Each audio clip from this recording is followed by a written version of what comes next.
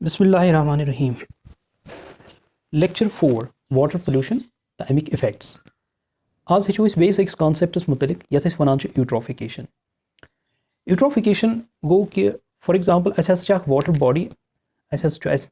Lake अस निश अत water body मज गो एड वेस्ट वाटर। अत वेस्ट वाटरस मज छ नाइट्रेट्स, अत मज छ फॉस्फेट्स। यह गोडनिक स्टेप। यम सात तुत वेस्ट वाटर एड गस यथ मज नाइट्रेट्स आसन, फॉस्फेट्स आसन, अम किस नतीजस मज गस अति ग्रोथ वारियान प्लांटन, वारियान एल्गी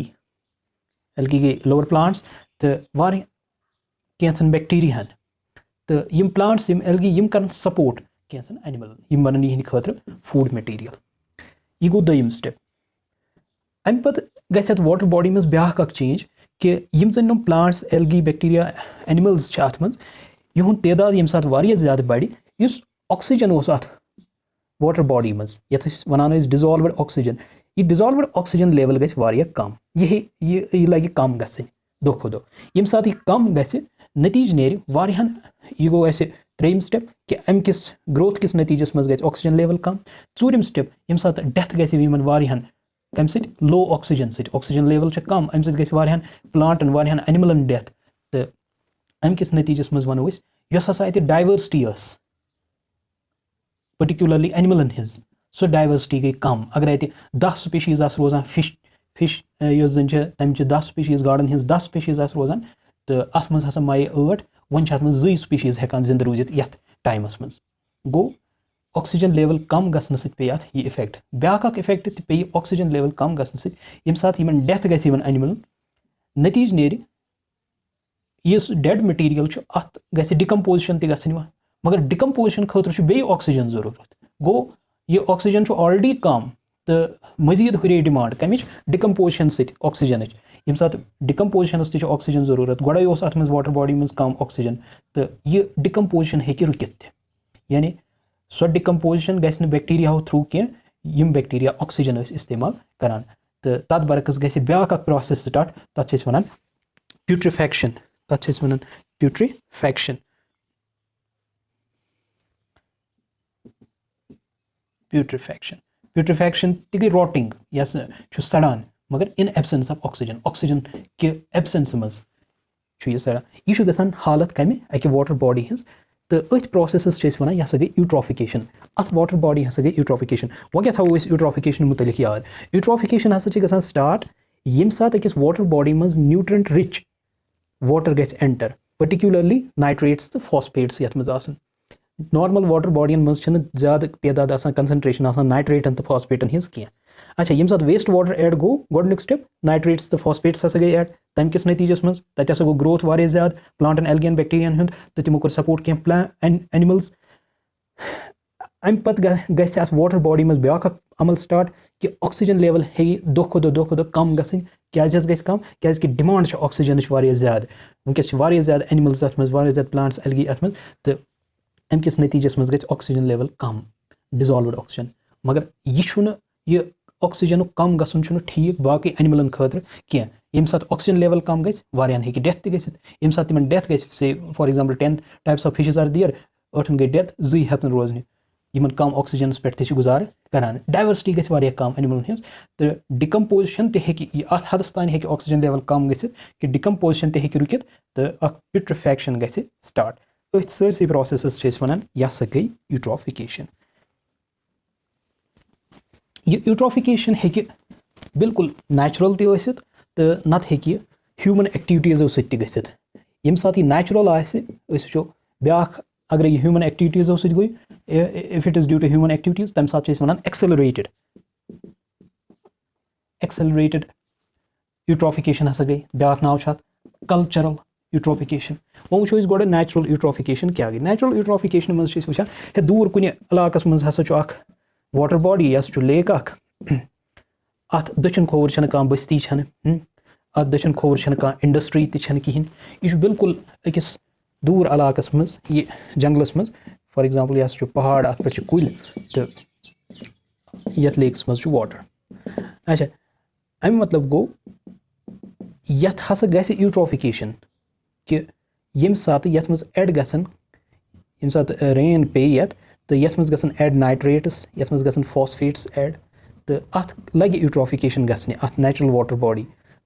तो मगर ये यूट्रोफिकेशन आस वारिया स्लो ये हेको न डिटेक्ट करित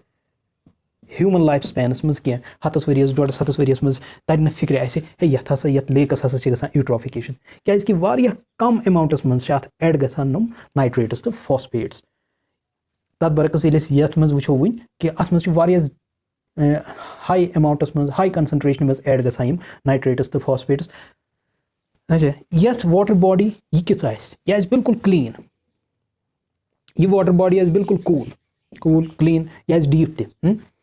तो मगर युथ यथ यूट्रोफिकेशन चलो नेचुरली सही युथ यथ यूट्रोफिकेशन लगे गसने 100 वरी लग तनत तो यह गस चेंज वार वार यथ कन यह क्लीन वाटर गस रोज न क्लीन वन क्या यह कूल वाटर ते रोज न कूल क्या यह गस फिल युस जन यह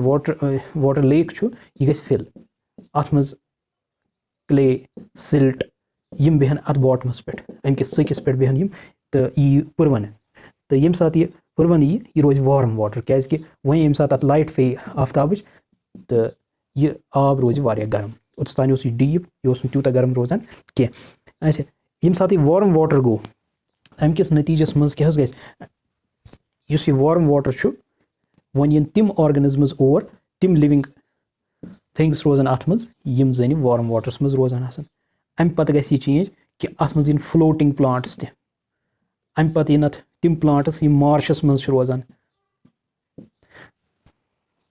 अम पत इन तिम प्लांट्स चूंकि यह दो खो दो पुरवन 100 वरी ते अत लगे अम पत बने अख लैंड मास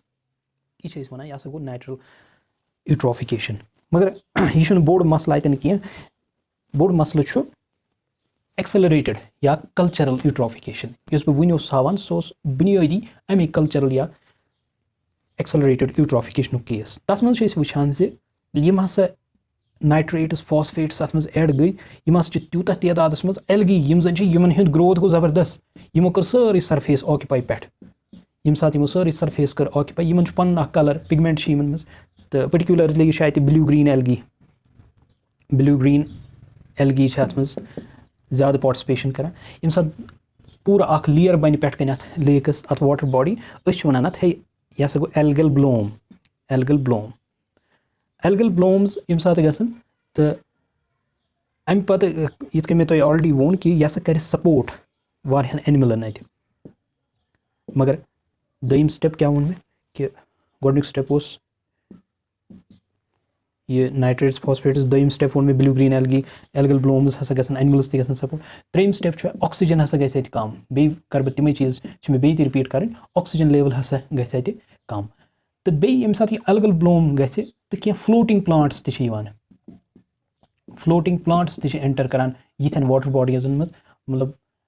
तिम फ्लोटिंग प्लांट्स क्या कर तिम फ्लोटिंग प्लांट्स कर कट इस लाइट योर वातान यथ वाटर बॉडी पे पत तिमन प्लांटन वातान तिमन यम जन अथ बन कन रोजान अथ लेयर्स बन कन रोजान चूंकि यम साथ पे गो सोरे कवर नमन बनवन प्लांटन वात लाइट वन कह यमन हेकि डेथ गथ यमन प्लांटन गस तम साथ डेथ फ्लोटिंग प्लांटन मज प्लांट बड़ मशहूर तथ वन टेरर ऑफ बेंगाल यह अत ब्या नाव असली वाटर हायसिंथ अगर तुम बॉटनिकल नाव थो याद बह वन सह बॉटनिकल नाव अत प्लांटस यह फ्लोटिंग प्लांट यह सारे सरफेस कर कवर पे अगर तुम नेट्स पे सर्च तक करो तो यह बिल्कुल शीट हिू बनान अत सारे वाटर बॉडी पे तो या लेयर हिू अत बॉटनिकली वन आइकॉर्निया क्राइसिप्स